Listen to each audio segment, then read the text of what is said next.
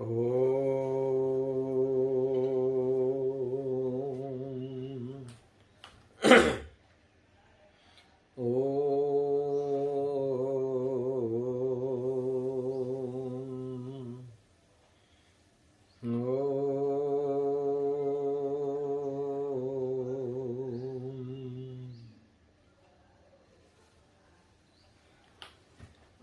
नमो देव्ये महादेव्ये शिवाय सततं नमः।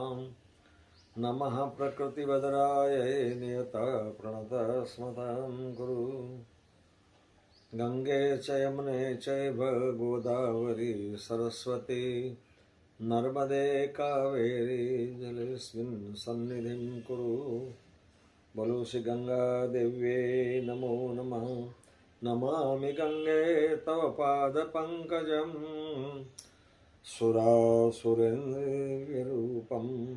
भुक्तिं च मुक्तिं च ददासि नित्यं भावानुसारेण सदा नरां। भगवती भागीरथी गंगाय देव्यै नमो नमः। ओम नमः शिवाय। अनंत कोटि ब्रह्मांड नायक स्वयं भगवान श्री गौतमेश्वर महादेव जी के चरणों में बार बार कोटि कोटि प्रणाम।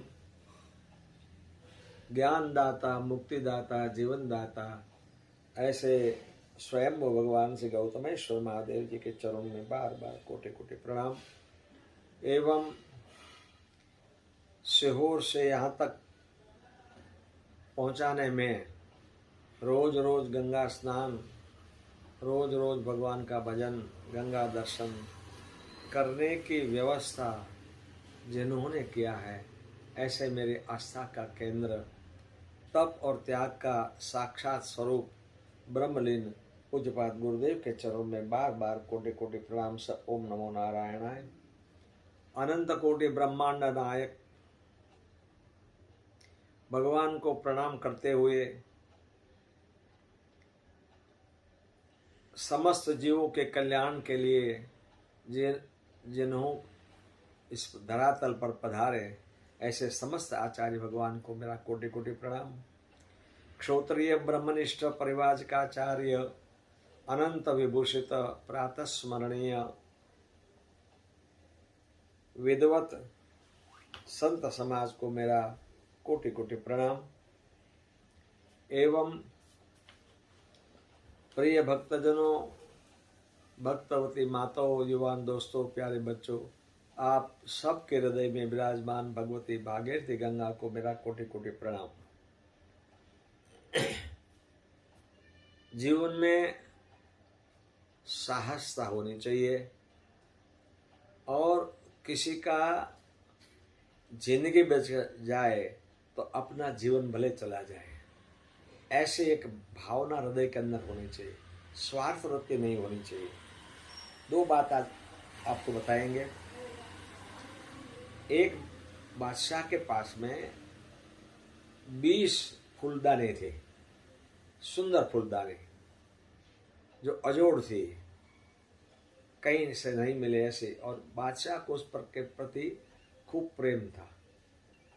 अब उसकी रखवाली करने वाले सरदार जो निजी कक्ष में रहते थे, उस सफाई करते समय उसकी एक फूलदानी उनके हाथ से गिर गई और बादशाह नाराज हो गए, गुस्सा में हो गए और उसको मौत की सजा दे दिया।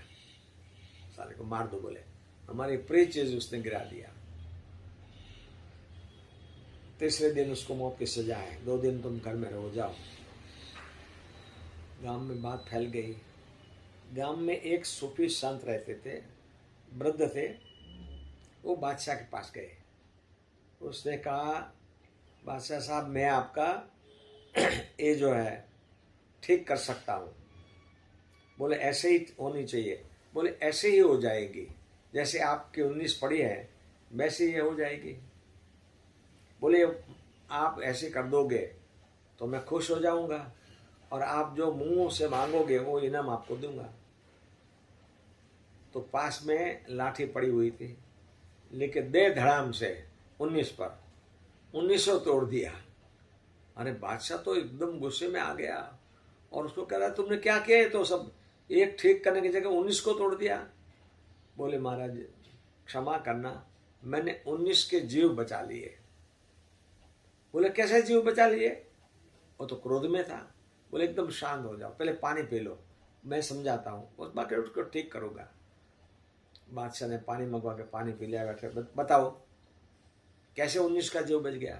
कि महाराज आज एक टूट गई, एक को आपने फांसी दे दिया है ना, तो एक आदमी मरेगा, अब दूसरा आएगा, उनसे गलती हो जाएगी, ऐसे कर करते 19 टूट जाएंगे तो 19 का फांसी की सजा हो जाएगी। उसकी जगह अच्छा एक ही है कि आप मुझे फांसी चढ़ा दोगे और क्या करोगे, मुझे ही मार दोगे ना, तो मैं एक मर जाऊं, लेकिन 20 जीव तो बच जाएंगे, बाकी के 19 बच जाएंगे ना, इसलिए मैंने ये काम किया है, महाराज क्षमा करो, अब मुझे मारना हो तो मार दो आप। बादशाह उसकी बुद्धि देख के खुश हो गए कि ये तो परोपकारी संत हैं? संत हृदय नवनीत समाना। महात्माओं के मन में खूब दया होती है, करुणा होती है, प्रेम होता है ना। तो ऐसा जीवन जीने वाले बहुत कम लोग होते हैं कि शरीर तो जाना ही है, लेकिन 19 आदमियों का और बच जाएगा। तो ये तो यहाँ कहानी पूरी करते हैं। अब कहते हैं गृहस्थाश्रम। धन्यो गृहस्थाश्रम। गृहस्थाश्रम किसका धन्य है? रोज लड़ाई करे उसका, रोज घर में झगड़ा करे उसका, रोज भगवान का पूजन नहीं करे, पूजा नहीं करे, आसुरी वृत्ति से रहे, अनाप शनाप खाए, अनाप शनाप पिए, अनाप शनाप जगह पे जाए, तो उसका गृहस्थाश्रम धन्य? नहीं नहीं नहीं, उसका गृहस्थाश्रम धन्य नहीं हो सकता है। गृहस्थाश्रम तो उनका धन्य हो सकता है कि जो घर स्वर्ग के समान है, जिस घर में शांति है, जिस घर में धर्म है, जिस घर में माता पिता गुरुजनों की सेवा होती है ना, जिस घर में संत का आवागमन होता है, वो घर जो है स्वर्ग समान है। बच्चों संस्कारी हैं, किसी भी प्रकार के व्यसन नहीं है, कमाई जो आती है वो एक नंबर की कमाई आती है, इसलिए घर में अशांति नहीं बढ़ेगी। तो एक दफा एक पत्नी ने, धर्म पत्नी ने अपने पति को कहा कि भगवान मेरी 6 बुराइयां मुझे आप दिखाओ, कि मेरे में कौन सी 6 बुराइयां बड़ी लगती है आपको, वो मुझे बताओ, ताकि मुझे जीवन परिवर्तन करने में सुविधा रहेगी। मैं चाहूँगी कि मेरे पति को जो पसंद नहीं है वो मैंने करूँ।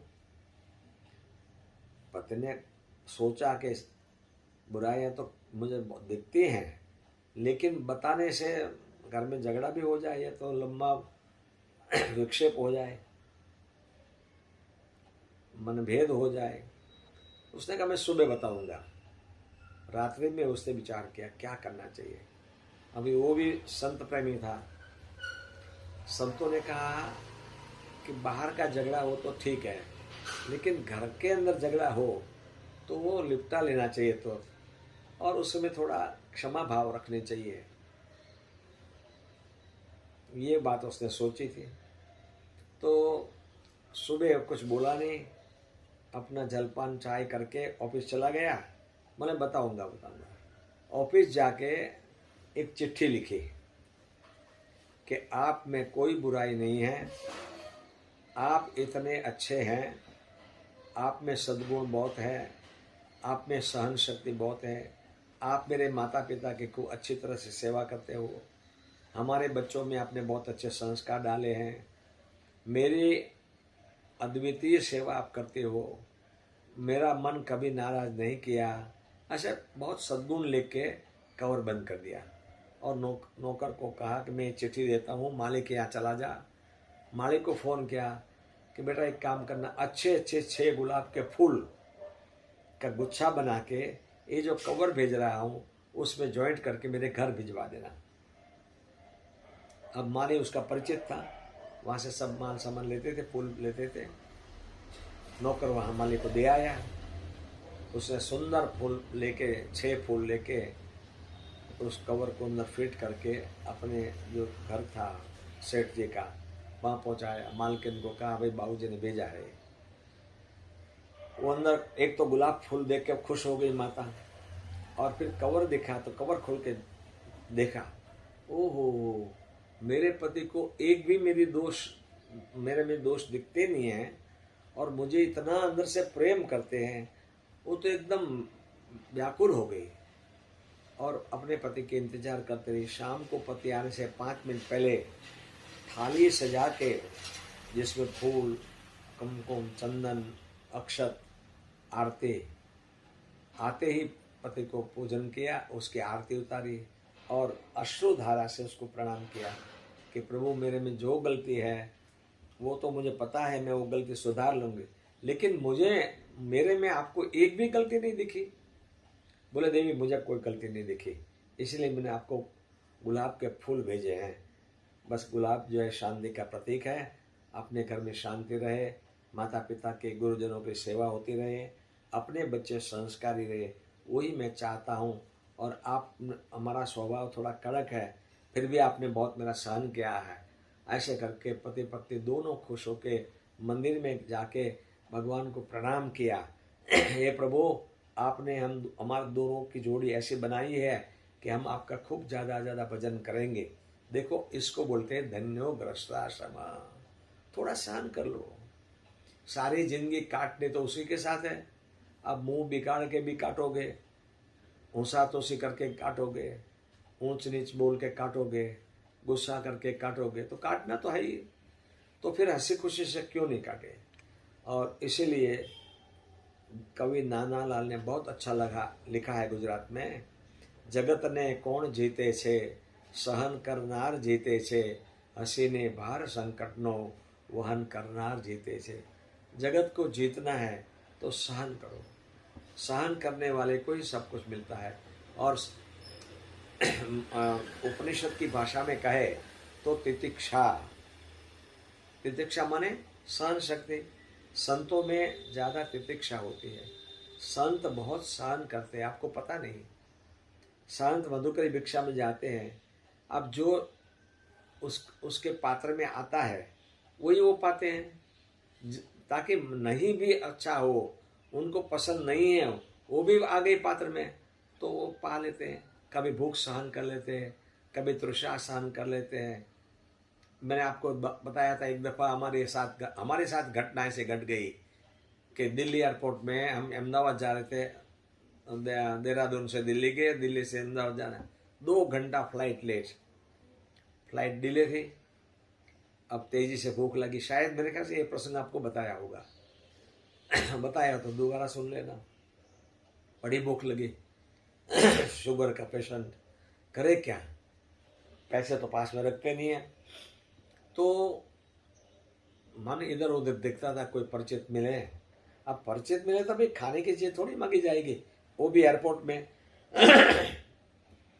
तो सब लोग वहां एयरपोर्ट में एक्सीलेटर से ऊपर जा रहे थे, 1 मंजिल और हमने देखा वहां जाके लोग क्या करते हैं। तो वहां ऊपर में होटल थे, उसी में लोग जाके बैठते थे। अब कॉफी पीते होंगे या कुछ नाश्ता करते होंगे। तो मन ने कहा वहां चलो, तो हम भी गए, एक्सीलेटर से ऊपर गए, एक कुर्सी खाली ऊपर बैठ गए। तो वेटर आया, सर क्या लाऊं। मन के भाई शांति रख, जैसे हमको थकावट लगी हो वैसे हम करके बताया, हाथ से शांति रख। 10 मिनट बैठा, मन को हमने कहा कि देखो यहाँ आलू चिप्स बन रही है, अब पैसा तो तुम्हारे पास है नहीं, अब ये आलू चिप्स की सुगंध तुमको लेनी है, और ये आलू चिप्स की सुगंध लेके पेट भर लो, जितनी लेनी हो उतनी ले लो। अब वो दोबारा आएगा, पूछेगा क्या लाऊं, तो क्या बताओगे फिर। तो सच में वो फिर 10 मिनट के बाद पानी लेके आया। मैंने कहा हमको पानी नहीं पीना है भाई। बोले क्या चाहिए आपको। मैंने कहा जो आलू चिप्स बन रही है उसका क्या भाव है। तो बोले 100 ग्राम का इतना रुपया। मैंने कहा भाई आलू 20 रुपये में मिलता है और इतना रुपया बहुत ज़्यादा बता रहे हो। बोले ए AC रूम है, ए एक्सीलेटर से ऊपर आप आए हैं, और फिर ये इनका किराया देखो, हम नौकरों का चार्ज देखो, तनख्वाह देखो, यहाँ सब महंगा होता है। स्वामी जी ये बहुत महंगा होता है, इसलिए चिप्स का भाव महंगा है। तो मैंने कहा भाई हमको नीचे, जय भगवान करके नीचे उतर गए। ये तितिक्षा है, ये सहन कर लेते। संत लोग जो है ऐसे सहन करते, भूख सहन करते, प्यास सहन करते, ठंडी गर्मी सहन करते हैं, सुख दुख जो शरीर का बाहर का धर्म है उनको सहन कर लेते हैं। तो ये सहन कर लेता है, उनको सब कुछ मिलता है। तो गृहस्था धन्यो गृहस्थाश्रम इसको कहा है कि घर में कभी सब्जी अच्छी नहीं बने तो ठीक है भाई, भगवान का प्रसाद है, ऐसा मन के चलो नहीं खाओ, दूसरी चीज खा के अपना पूरा कर दो। चाय अच्छी नहीं बनी, अरे क्या करते हो तुम लोग, चाय अच्छी नहीं बनी, जरा ध्यान तो रखो, हम कमाते हैं। भाई आप कमाते तो ये घर का काम करते हैं, आपके बच्चों का पालन पोषण करते हैं, आपके माता पिता की सेवा करते हैं, इसलिए थोड़ा सहन करने से घर में शांति बनेगी। तो प्रिय भक्तजनों, हमारे तो आपको हार्दिक प्रार्थना है कि कभी भी गुस्सा आ जाए तो थोड़ा बाहर चले जाना, या बिस्कुट घर में रखे वो खा लेना, या पानी पी लेना, लेकिन घर का वातावरण खराब नहीं करना, और आप भी सुखी रहना, घर वाले को भी सुखी रखना। हरिओम तत्सत, हरिओम तत्सत, हरिओम तत्सत।